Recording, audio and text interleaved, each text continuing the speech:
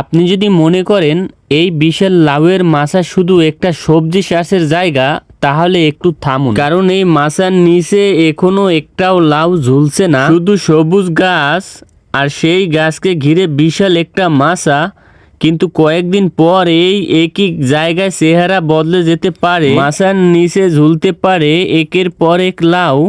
তখন প্রশ্ন হবে এই বাগান থেকে কত টাকা লাউ পাওয়া যায়, আর এত বড় মাচা বানিয়ে সার পানি শ্রমিকের খরচ দিয়ে শেষ পর্যন্ত লাভ থাকবে কত। আর সবচেয়ে মজার বিষয়, লাউ ধরার আগেই কি এই গাছ থেকে আয় করার কোনো সুযোগ আছে? আজকে পুরো বাগানটা দেখে শেষ পর্যন্ত সেই হিসাবটাই বের করব। চলুন একটু সেই সম্পর্কে জেনে আসি।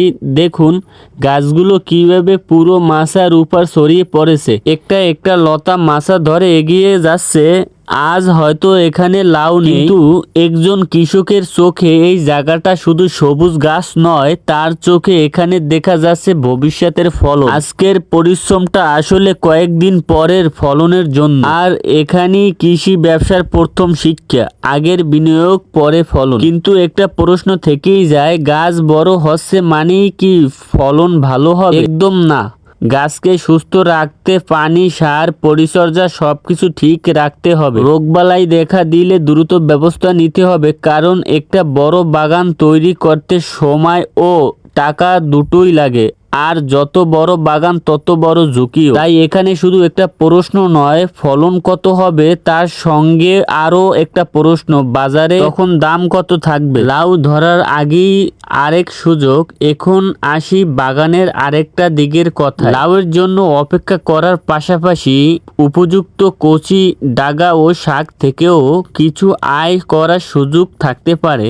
অর্থাৎ একই গাছ থেকে ভবিষ্যতে দুই দিকের আয় করার সুযোগ, একদিকে লাউ অন্যদিকে শাক। তবে এখানেও বুদ্ধি খাটাতে হবে, কারণ বেশি শাক সংগ্রহ করতে গিয়ে যদি গাছের বৃদ্ধি বা ফলনের সমস্যা হয়, তাহলে সেই বাড়তি আয়ই আপনার ক্ষতির কারণ হতে পারে।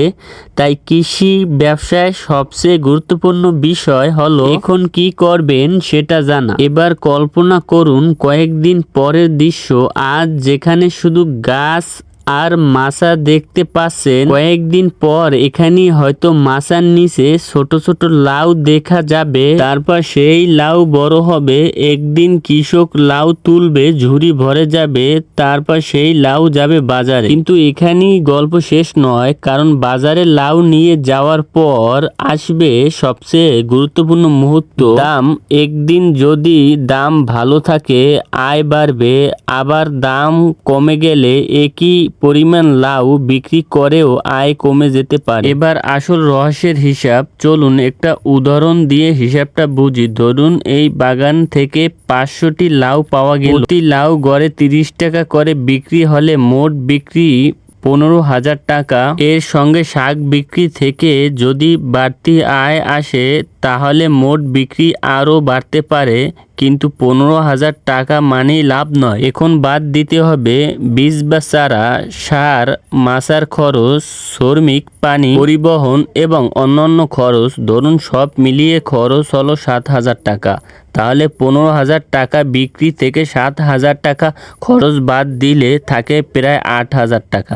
তবে এটা শুধু উদাহরণ, বাস্তবে ফলন ও বাজার দর অনুযায়ী হিসাব অনেক কম বা বেশি হতে পারে। তাহলে শুরুতে যে প্রশ্নটা করেছিলাম তার উত্তর একবার পরিষ্কার। এই বিশাল মাচা শুধু গাছকে ধরে রাখার জন্য নয়, এটা আসলে ভবিষ্যতের ফলনের প্রস্তুতি। আজ এখানে লাউ নেই, কিন্তু সামনে লাউ ধরবে। আর পরিকল্পনা করে চাষ করলে লাউয়ের পাশাপাশি শাক থেকেও বাড়তি আয় করার সুযোগ তৈরি হতে পারে। তবে আসল ব্যবসা শুধু লাউ ফলন নয়, আসল ব্যবসা হলো কম খরচে ভালো ফলন, সঠিক সময়ে বিক্রি এবং বাজার দর বুঝে লাভ করা। এই তিনটা হিসাব যে কৃষক বুঝতে পারবেন, তার কাছে লাউ শুধু একটা সবজি নয়, লাউ হয়ে উঠতে পারে একটা ব্যবসা। তো বন্ধুরা, আজকের এই লাউয়ের বাগানের গল্প গল্প এবং হিসাব যদি আপনাদের ভালো লাগে থাকে তাহলে ভিডিওতে একটা লাইক দিন এবং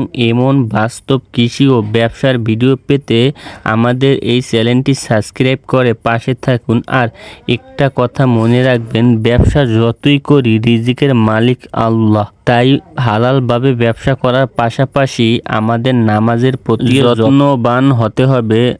দুনিয়ার কাজের ব্যস্ততায় যেন আমরা নামাজের কথা ভুলে না যাই। আল্লাহ আমাদের সবাইকে হালাল রিজিক দান করুন এবং 5 ওয়াক্ত নামাজ আদায় করার তৌফিক দান করুন। সবাই ভালো থাকবেন, সুস্থ থাকবেন। আসসালামু আলাইকুম ওয়া রাহমাতুল্লাহি ওয়া বারাকাতুহু।